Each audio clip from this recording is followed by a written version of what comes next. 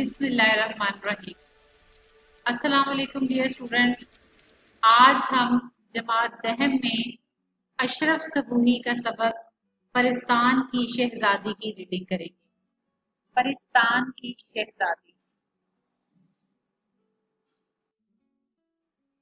जी तो स्टूडेंट्स, जैसे कि सामने आप देख रहे हैं अशरफ सबूही की फाइल फोटो, पैदाइश 1905 और सने वफात है 1990।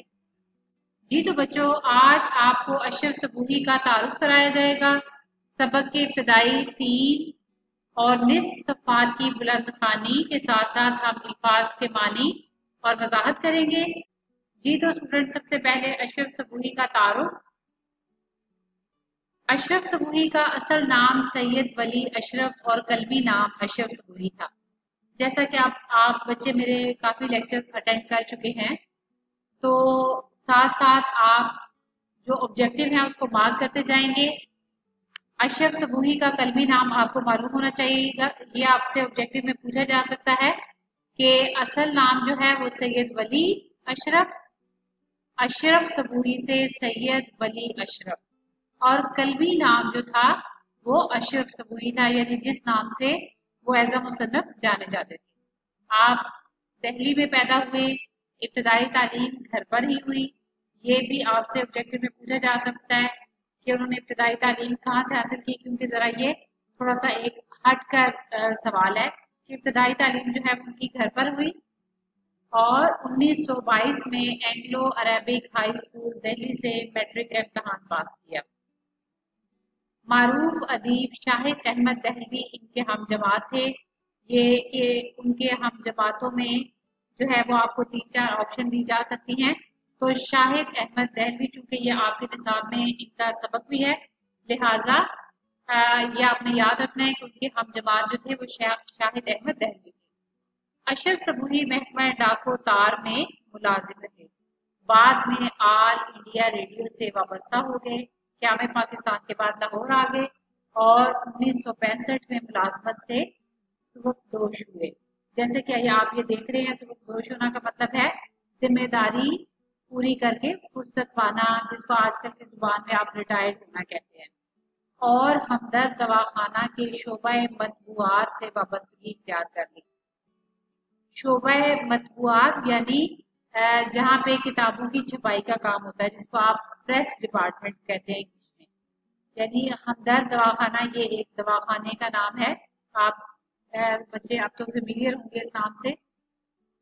अभी भी पाकिस्तान में जब इंडिया और पाकिस्तान यानी की पार्टीशन हुई तो उस वक्त जो ये दवाखाना था ये पाकिस्तान में इसी तरह से ये कायम रहा और हमदर्द दवाखाना में जो है वो किताबों की छपाई का जो डिपार्टमेंट था उससे मुंसलिक हो गया। वाबस्तगी इख्तियार करना, मुंसलिक होना जो है यानी कि आपने ज्वाइन करना, जिसको आप इंग्लिश में कहते हैं। अशरफ सबूही एक साहिब तर्ज अदीब थे, यानी एक खास अंदाज के, एक खास तरीका था उनका लिखने का।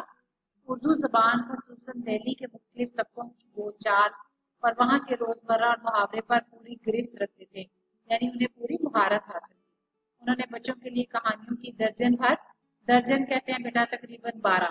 अब इसका मतलब यही नहीं है कि उन्होंने एग्जैक्ट 12 यानी 12 ही बच्चों की कहानियों की किताबें लिखी, तो ये मुहावरतन यूज किया गया है। तो उन्होंने बच्चों के लिए कहानियों की दर्जन भर किताबें भी लिखी जो कि बहुत मकबूल हुई, मशहूर हुई। यहाँ मैंने आपकी सहूलत के लिए अल्फाज के माने भी लिखे हैं। इनकी तसानीफ में दिल्ली की चंद अजीब हस्तियाँ। अब ये ऑब्जेक्टिव में यानी एक तो ये कि उनका तर्ज तहरीर क्या था, बच्चों के लिए उनकी किताबें कितनी थी, ये इसको आप ऑब्जेक्टिव में याद रखें, तकरीबन दर्जन भर। और ये तो आपको शॉर्ट आंसर क्वेश्चन में पूछा जा सकता है कि उनकी तसानीफ के नाम लिखे। तो उनकी तसानीफ में दिल्ली की, यहाँ से ये आपका स्टार्ट होगा। इनकी तसानीफ में दिल्ली की चंद अजीब हस्तियाँ, गुबारे कारवां, जरोके, सलमा और बिन बासी देवी शामिल हैं। और ये वैसे भी आप जैसे आप माइंड में अलग अलग कॉलम बना लेते हैं ना कि ये शाहिद अहमद दहलवी की बुक्स के नाम है या सर सैयद अहमद की या अशरफ सबूही की, तो आपको मालूम होना चाहिए, क्योंकि आपसे इस तरह से भी पूछा जा सकता है कि गुबारे कारवां के मुसन्निफ का नाम या कि दिल्ली की चंद अजीब हस्तियां, तसनीफ के मुसन्निफ का नाम, तो 4 मुसन्निफीन के नाम दिए होंगे। तो जैसे अशरफ सबूई, शाहिद अहमद अली, सर सैयद अहमद खान। तो आपको मालूम होना चाहिए कि कौन सी किताब के मुसन्निफ का नाम क्या शामिल है, या इनकी तसनीफ जो है यहाँ से लेके ये सवाल का जवाब आपका यहाँ तक बनता है। अशरफ सबूई ने चंद अंग्रेजी किताबों का उर्दू में तर्जुमा भी किया। अब अगर यहाँ पर आप देखें तो जैसे आप एज अ की पॉइंट्स दिमाग में रखना चाहें, जब पेपर करीब होता है तो उस वक्त जाहिर है आप इतनी डिटेल में नहीं पढ़ सकते, तो यहाँ पे मैंने एक पेपर पे पॉइंट्स की शक्ल में आपकी सहूलत के लिए रख दिया कि उनकी पैदाइश जो है वो 1905 और वफात जो है वो सन 1990। असल नाम उनका सैयद वली अशरफ था और कलमी नाम अशरफ सबूई था। जैसा कि आप यहाँ पे पॉइंट्स में देख रहे हैं, इसी तरह से आपने तरतीब से हर चीज अपने दिमाग में इसको रखना है। उनका असल नाम ये था, कलमी नाम अशरफ सबूई था, और वो मारूफ अदीब शाहिद अहमद दहलवी के हम जमात थे। और अशरफ सबूई ने महकमा डाक और तार महकमा डाक और तार में मुलाजमत की। और अशरफ सबूई जो है वो ऑल इंडिया रेडियो से वाबस्ता थे। यही सारी चीजें मैंने आपको बताई हैं कि आपसे ऑब्जेक्टिव में पूछी जा सकती हैं।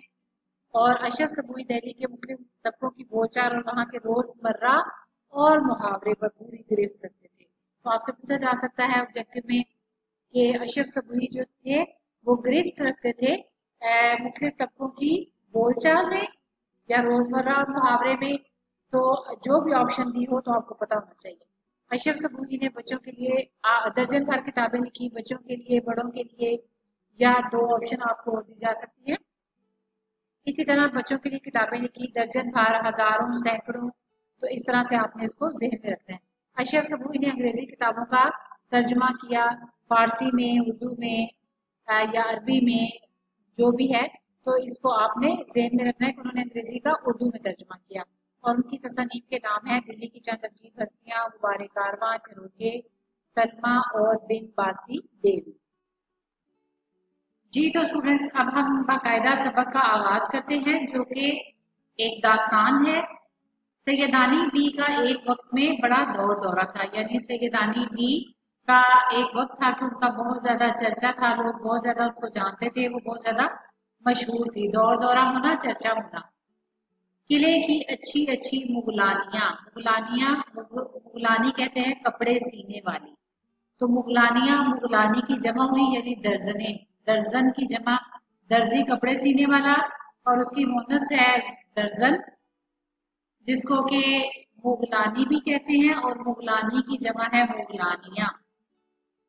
तो जो किले की अच्छी अच्छी दर्जने यानी कपड़े सीने वाली औरतें थी, इनके सामने कान पकड़ती थी। कान पकड़ती थी यानी उन्हें अपना उस्ताद तस्लीम करती थी। ये सामने देख रहे हैं, जैसे कि आपकी सहूलत के लिए अल्फाज के माने लिखे गए हैं। मुगलानियां, दर्जने कपड़े सीने वाली, और कान पकड़ना, उस्ताद तस्लीम करना, यानी किले की अच्छी अच्छी कपड़े सीने वाली औरतें उनको अपना उस्ताद तस्लीम करती थी। महलात, महल की जमा है। में जहां कोई नया जोड़ा सिला, यानी जब किसी ने कोई नया जोड़ा सिलवाना होता। किसी नई वजह की टिकाई का जिक्र हुआ, टिकाना यानी कोई नया डिजाइन, वजह डिजाइन। किसी नई वजह की टिकाई, मैं बार बार रिपीट इसलिए कर रही हूँ कि आपकी प्रोनाउंसिएशन ठीक हो, आपको प्रोनाउंस करने में, रीडिंग करने में बच्चों को मसला होता है। किसी नई वजह की टिकाई का जिक्र हुआ, यानी कोई नया डिजाइन बनवाने का। वजह डिजाइन, टिकाई बनवाना का जिक्र हुआ और ये बुलाई गई, यानी जब भी कोई किसी ने महल में नया सूट सिलवाना होता, नया डिजाइन बनवाना होता, तो नए तरीके का डिजाइन जो कि उसके माइंड में होता, बनवाना होता, तो उस वक्त मुगलानी बीबी को बुलवाया जाता था।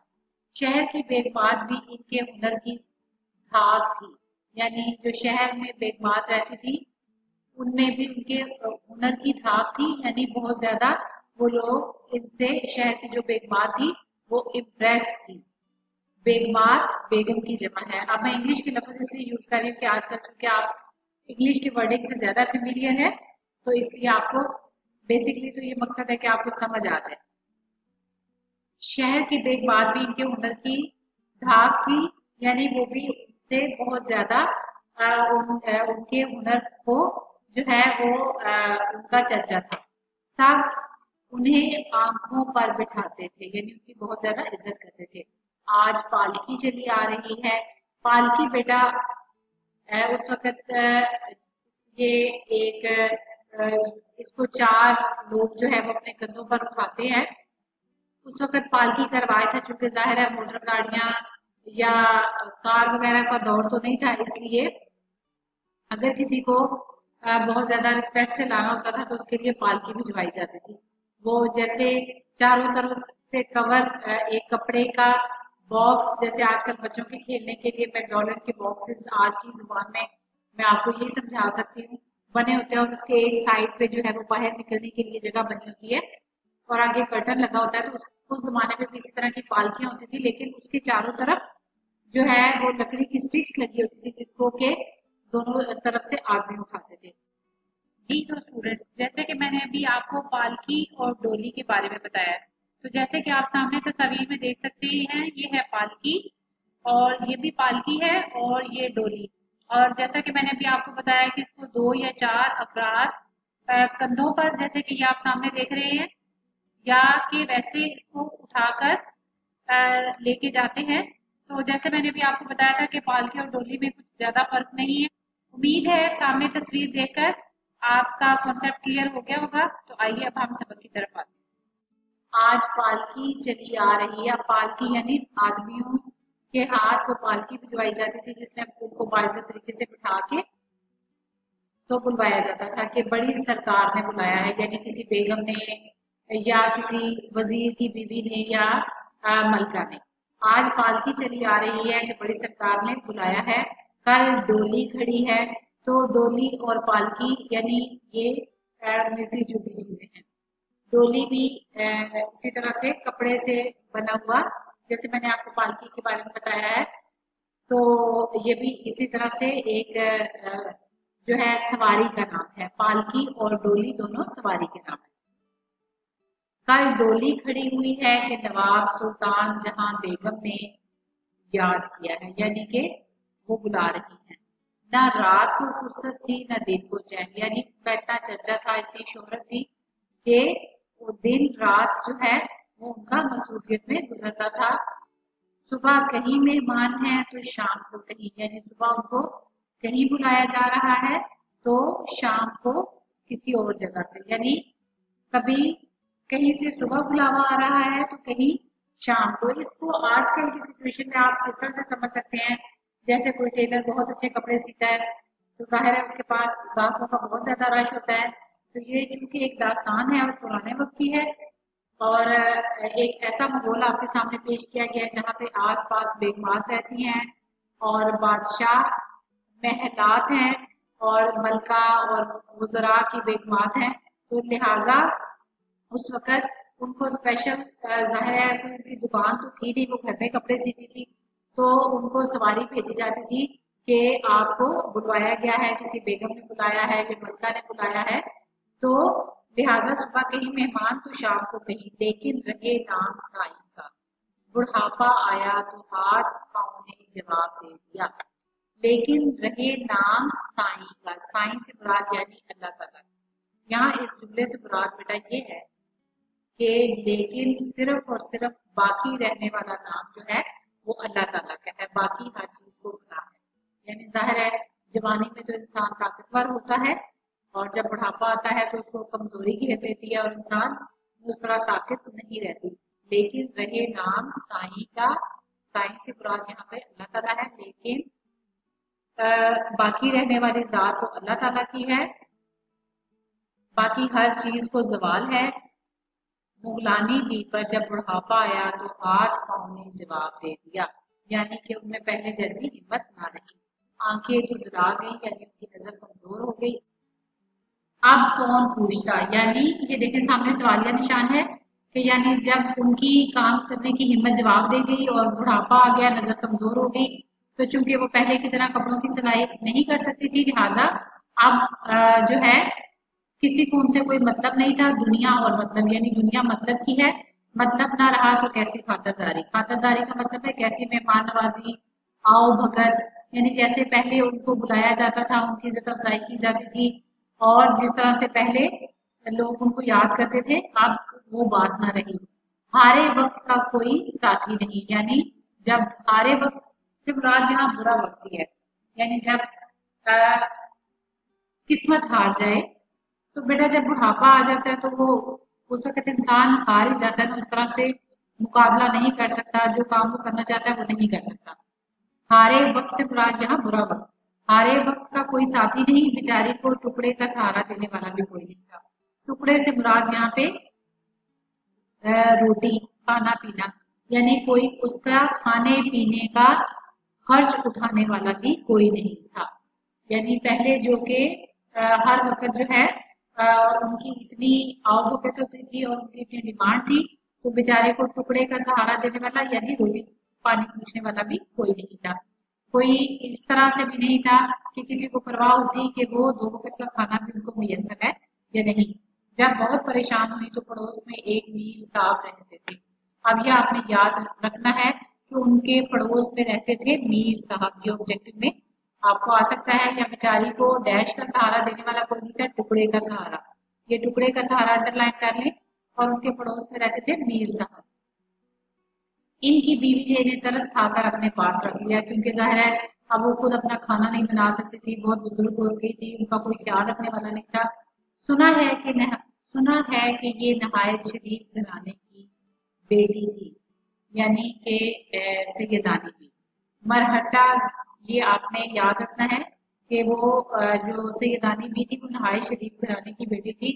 मरहट्टा गर्दी में इनका खानदान तबाह हो गया। ये एक हिस्ट्री का वाक्य बयान किया गया है, तो इसकी हम इतनी डिटेल में नहीं जाएंगे कि जब मराठों का खात्मा किया गया तो उस वक्त उनका खानदान भी तबाह हो गया। बरस 10 दिन की ब्याही बेवा हो गई, यानी बरस 10 दिन से मुराद यहाँ, जैसे कि हमने सबक पढ़ने से पहले मैंने आपको बताया कि अब हम इस सबक का आगाज करने लगे हैं, तो इस दास्तान में आपको जो दिल्ली की जुबान है और उसके बहुत ज्यादा खूबसूरत मुहावरे और इसके अलावा ऐसे अल्फाज, रूमानी अल्फाज जो है वो पढ़ने को मिलेंगे। बरस 10 दिन की ब्याही बेवा हो गई, यानी कि उनकी शादी को अभी 4 महीने गुजरे थे कि उनके हस्बैंड का, उनके शोहर का इंतकाल हो गया। इस जमाने में दूसरी शादी करना बड़ा ऐब समझा जाता था, ऐब बुराई समझी जाती थी। यानी जैसे कि आज कल जो है इस तरह से अगर किसी के साथ कोई हादसा हो जाए तो दूसरी शादी कर दी जाती है, लेकिन पुराने जमाने में ऐसा नहीं था, बल्कि दूसरी शादी करना जो है वो बहुत बड़ी बुराई समझा जाता था। मुलानी का पेशा इख्तियार कर लिया, लिहाजा उन्होंने कपड़े सीकर अपनी गुजर बसर शुरू कर दी। मुगलानी का पेशा, दर्जन का कपड़े सीने वाली का पेशा इख्तियार कर दिया। पेशा का मतलब आप छोटी क्लासेस में पढ़ चुके हैं, ऐसा काम जो कि गुजर औकात के लिए किया जाए, पैसे कमाने के लिए किया जाए, यानी उन्हें अपने अखराजात पूरे करने के लिए कपड़े सीने का काम शुरू कर दिया और अपनी हुनरमंदी की बदौलत रंडापा गुजार दिया। रंडापा ये सामने मैंने लिखा है, बेवगी को कहते हैं बेवा होना, यानी बेवा होने के बाद का अरसा। रंडापा बेवगी का जमाना, बेवा होने का जो दौर था। तो अब हुनरमंदी यानी जो उनके पास खूबी थी कपड़े सीने की, उसकी वजह से उन्होंने अपनी बेवगी का जमाना इज्जत से गुजार दिया। जवानी तो इज्जत आबरू से कट गई, यानी इज्जत से गुजर गई, क्योंकि कपड़ों की सिलाई की बदौलत जो उनको पैसे मिलते थे उससे वो अपनी गुजर बसर आसानी से कर सकती थी। खूब कमाया, हजारों रुपए इनाम में लिए, बहुत उन्होंने पैसे कमाए, बेगमात खुश होकर उनको इनामात भी देती थी, मगर रखना ना जाना। अब ये भी इसी तरह से जुर्मानी है, जैसे रहे नाम साईं का, यानी अल्लाह का नाम बाकी रहने वाला है, बाकी हर चीज को जवाल है। इसी तरह कि उनको हजारों रुपए इनाम में भी मिले, मगर रखना ना जाना, यानी वो जोड़ जोड़ के रखने की आदी नहीं थी, उनमें ये आदत नहीं थी। दिल की हातम और तबीयत की नरम थी। दिल की हातम, दिल की सकी थी, बहुत ज्यादा सकी दिल थी, यानी अगर किसी को जरूरत होता तो जो भी पैसे उनके पास आते, अगर कोई जरूरतमंद होता तो उसकी जरूरत पूरी करती, क्योंकि वो खुद जाहिर है मुश्किल हालात से गुजर रही थी। तो जो इंसान को मुश्किल में होता है उसको दूसरों की मुश्किल का एहसास भी होता है। तो दिल की बहुत सखी और तबीयत की नरम थी, और पुराने शरीफों में एक यही ऐप होता है कि वो वक्त की कदर नहीं करते। पुराने शरीफों में यानी पुराने जो शरीफ लोग हैं उनमें एक ऐप तो नहीं, ऐप यहाँ ऐप से बुरा तो वैसे बुराई होता है, इसके लफ्जी मानी है, लेकिन यहाँ पे हम कहेंगे कि उनमें यही एक खामी होती है कि वो वक्त की कदर नहीं करते, खुदा की बेनियाजी को भूल जाते हैं, बने हुए जमाने में बिगड़ने का ख्याल भी नहीं आता। यानी जो शरीफ लोग होते हैं उनकी यहाँ पे ऐप से मुराद खूबी ही है। वैसे तो ऐप का मतलब खामी होता है कि वो वक्त की कदर नहीं करते, खुदा बड़ा बेनियाज है, ये इस चीज को भूल जाते हैं, बने हुए जमाने में यानी अच्छे दौर में बिगड़ने का ख्याल भी नहीं आता। यानी वो इस चीज का ख्याल नहीं रखते कि जब बुरा वक्त आएगा तो उस वक्त के लिए भी कुछ जोड़ के रखना चाहिए। यानी वो अल्लाह ताला पर तवक्कुल करते हैं, जानते हैं कि यही लहर बह रहेगी, और हमेशा सोचते हैं या उनका यही ख्याल होता है कि हमेशा वक्त ऐसा ही रहेगा, ऐसे ही पैसों की रेल पे रहेगी, लहर बह रहेगी। ये है जैसे यानी लहरें आती रहेगी, आसानी से आपको समझाने के लिए कह रही हूँ। यानी कि रुपया पैसा इसी तरह से आता रहेगा। सैयदानी बीबी जवानी भर इसी गलतफहमी का शिकार रही, यानी उन्होंने जब जवानी में बहुत ज्यादा उनको काम मिलता था और पैसों की रेल पे थी, तो वो उनको यही गलतफहमी रही कि जो है हमेशा वक्त ऐसे रहेगा और उन्हें पैसे की कमी नहीं होगी। लहर बहर खुशहाली बुढ़ापे ने आन दबाया, लेकिन जाहिर है जैसे कि हर जो है कमाल को जवाल है, हर चीज को जवाल है, जवानी के बाद बुढ़ापा है, तो उन्हें भी बुढ़ापे ने आ दबोचा, बुढ़ापा आ गया, ताकतें दगा दे गई। ताकत की जमा है ताकतें, दगा दे गई यानी उनकी तमाम ताकतें धोखा दे गई। यानी बेटा ये बड़े जुबानी अल्फाज है, जाहिर है जिस ताकत पे इंसान को बड़ा नाज होता है तो वो धोखा देगी, जाहिर है बुढ़ापा तो खुद एक कमजोरी है। जब ताकतें दगा दे गई, धोखा दे गई, कमजोर हो गई, तो आंखें खुली तो समझ में आया। ये मैंने सामने लिखा है, दगा देना, धोखा देना, आंखें खुली यानी समझ में आया।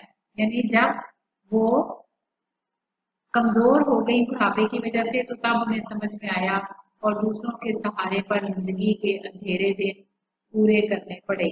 और तब उन्हें समझ आया कि किसी न जिंदगी गुजारने के लिए किसी न किसी के सहारे की जरूरत होती है। लिहाजा जैसा कि अभी आपने पढ़ा कि मीर साहब की बीवी जो है वो उनको तरस खा के अपने घर ले गई, तो दूसरों के सहारे पर जिंदगी के अंधेरे दिन पूरे करने लगी।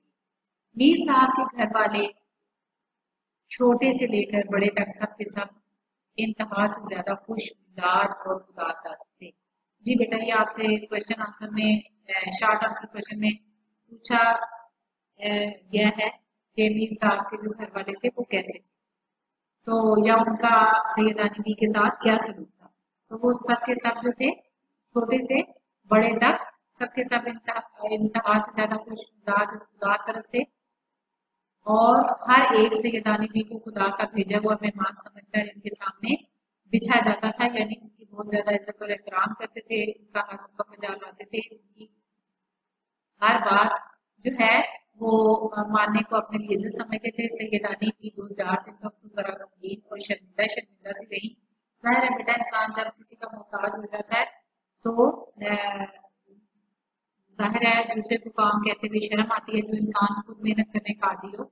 और शर्मिंदा रहना से मुराद यहाँ ये है कि जाहिर है किसी के घर खाना खाना और दूसरे के दिए पर गुजारा करना, तो ये इज्जत नफ्स इनसे इंसान की मजबूर होती है। लिहाजा 2-4 दिन तक तो उनको जरा वो इस चीज पर गमजदा और शर्मिंदा शर्मिंदा से रही, लेकिन फिर इनका दिल खिल गया। ये इसको आपने समझ के पढ़ना है।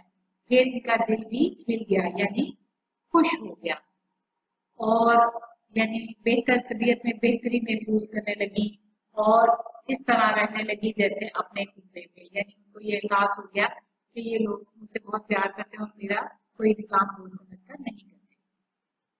और फिर वो उनमें इस तरह से घुल मिल कर रहने लगी जैसे इंसान अपने ही खानदान में रहता है। हाथ कांपते थे, निगाह मोटी हो गई थी।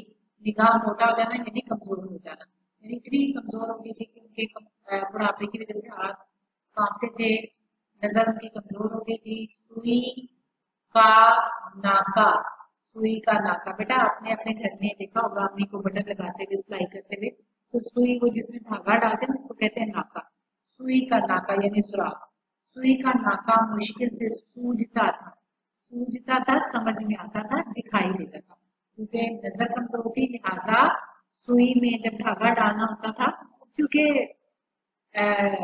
कपड़े सीना उनका पेशा था, तो लिहाजा इस अगर आपको कोई काम करना भी चाहती थी तो धागा डालते हुए सुई का सुराग उनको बड़ी मुश्किल से समझ आता था। लेकिन सारी उम्र मेहनत करके खाया था, पराई रोटी मुफ्त कैसे खा सकती थी? जो इंसान मेहनत करके खाने का आदी हो तो वो तो जो है वो किसी से लेकर खाना अपने लिए बहुत समझता है। लिहाजा चूंकि उन्होंने सारी उम्र मेहनत करके खाया था, पराई रोटी मुफ्त कैसे खा सकती थी? सुबह नमाज पढ़कर बच्चों को लेकर बैठती थी, यानी वो चाहती थी कि वो कुछ ना कुछ ऐसा करती रहे कि मतलब वो हालांकि मीर साहब के घर वाले बोझ नहीं समझते थे, लेकिन उनका अपना ज़मीर मुतमईन नहीं था सैयदा नबी का, वो कुछ ना कुछ उनके लिए करना चाहती थी। लिहाजा सुबह नमाज पढ़कर बच्चों को ले बैठती, कुरान शरीफ पढ़ाती, नसीहतें किया करती। तो ये आपने याद रखना है कि सैयदा नबी क्या मतलब मीर साहब के घर क्या काम तो नहीं करेंगे, जाहिर है वो उनसे कोई काम करवाते नहीं थे, लेकिन आपको ये पता होना चाहिए कि सुबह नमाज पढ़कर बच्चों को ले बैठती, कुरान शरीफ पढ़ाती, नसीहतें किया करती, उनको अच्छी अच्छी बातें बताती।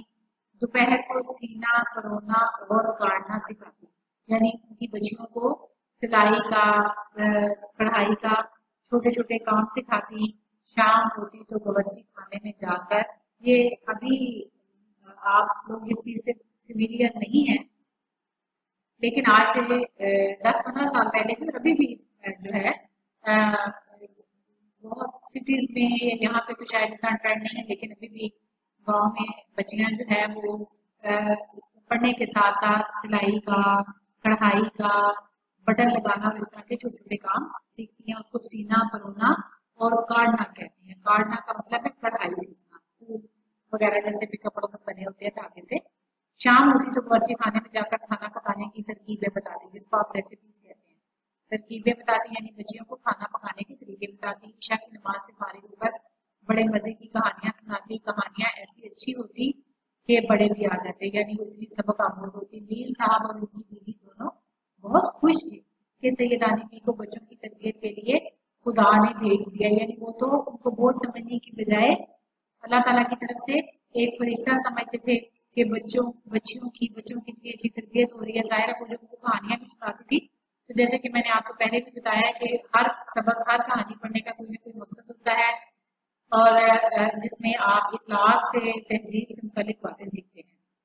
लिहाजा वो सैयदा नबी को जो है वो एक अल्लाह का भेजा हुआ फरिश्ता समझते थे। ऐसी शरीफ, नमाज रोजा की पाबंद, हुनरमंद उस्तानी सिर्फ रोटियों पर कहाँ मुयसर आ सकती थी, यानी कि जाहिर है वो तो उनके बच्चों के लिए एक उस्ताद जैसी हो गई ना, उनको इतना कुछ सिखाती थी। तो वो कहते हैं कि इतनी शरीफ औरत जो कि नमाज रोजे की पाबंद थी और इतने हुनर जानती थी, और सिर्फ उनके घर 2 वक्त की रोटी खाती थी ना, तो वो कहते हैं कि वो सिर्फ 2 रोटियों पर कहाँ मुयसर आ सकती थी। जैसे ये देखे इस तरह की क्वेश्चन मार्क दिए हुए, बच्चे ऐसे गर्विदा हुए, ऐसे आशिक हो गए, यानी इतनी मोहब्बत करने लगे सैयदानी बी से कि दिन रात सैयदानी बी के पास बैठे रहते। यानी बच्चे सैयदानी बी से इतनी मोहब्बत करने लगे कि वो दिन रात सैयदानी बी के आसपास बैठते थे और उनसे बहुत प्यार करते थे। मशहूर था कि सैयदानी भी परिस्तान में भी हो आई हैं। वहां के बादशाह ने इन्हें अपनी बेटी का जहेज टांकने के लिए बुलाया था और उन्होंने वहां कई दिन रहकर बड़े बड़े तमाशे देखे हैं।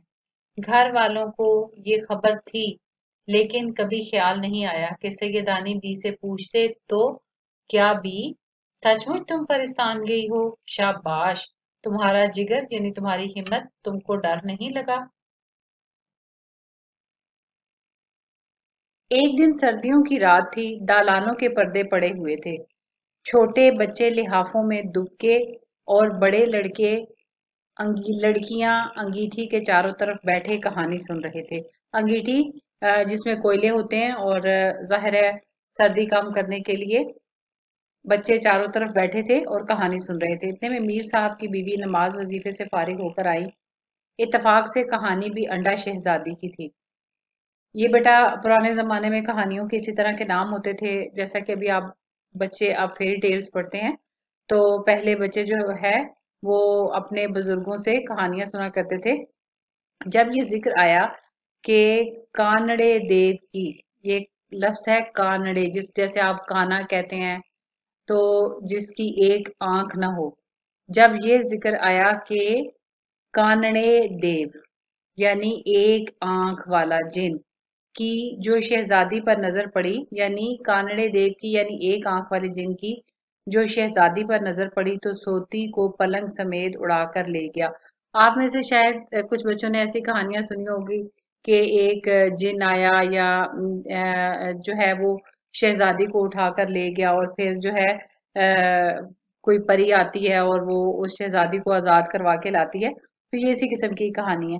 तो कहते हैं जब सैयदानी भी कहानी सुना रही थी और उस वक्त ये जिक्र आया कि एक आंख वाला जब जिन आया और वो उसको, एक शहजादी जो सो रही थी, तो वो सोती हुई शहजादी को पलक समेत उठाकर ले गया। कहने लगी सैयदानी भी, यानी उस वक्त जो मीर साहब की बेगम बोल पड़ी, सैयदानी भी, ये जो लोग कहते हैं कि तुम्हें भी परिस्तान के बादशाह का कोई आदमी परिस्तान ले गया था। परिस्तान का मतलब है परियों का देश, यानी जहां पर परियां रहती हैं।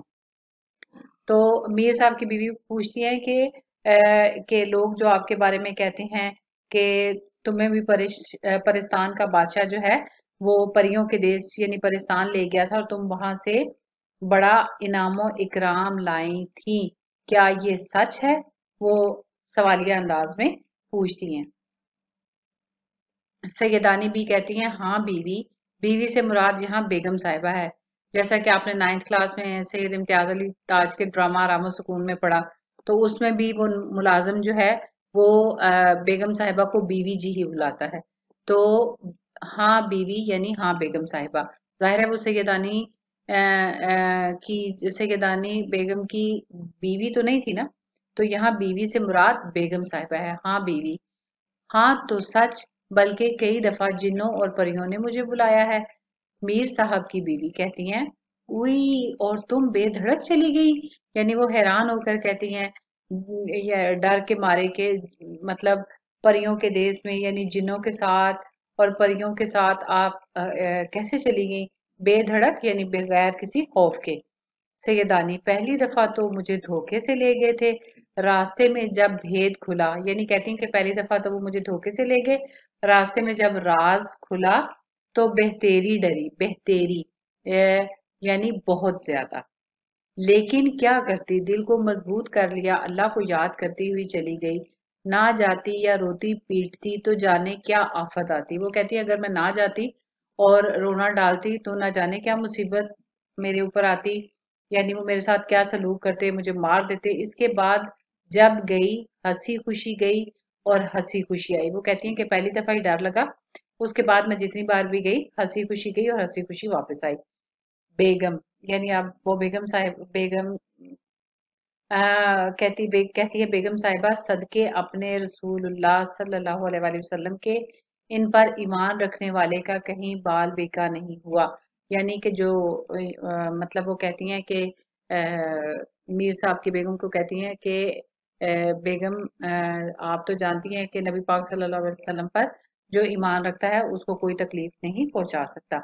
परिस्तान में भी मेरी वो खातरें हुई कि क्या कहूँ, मेहमान नवाजियां, खातिरें मेहमान नवाजियां। मीर साहब की बीवी, कुछ भी सही बुआ, मेरा तो पित्ता फट जाता। ये पित्ता फट जाता लिखा है, पता ना पढ़िएगा इसको।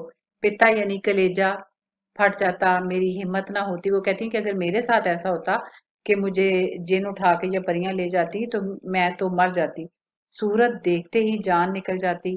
सैयदानी भी कहती है नहीं भी, ये सब कहने की बातें हैं, डर की बातों से डर लगा करता है। वो कहती है कि नहीं नहीं ऐसा कुछ नहीं है, ये सब सिर्फ कहने की बातें हैं।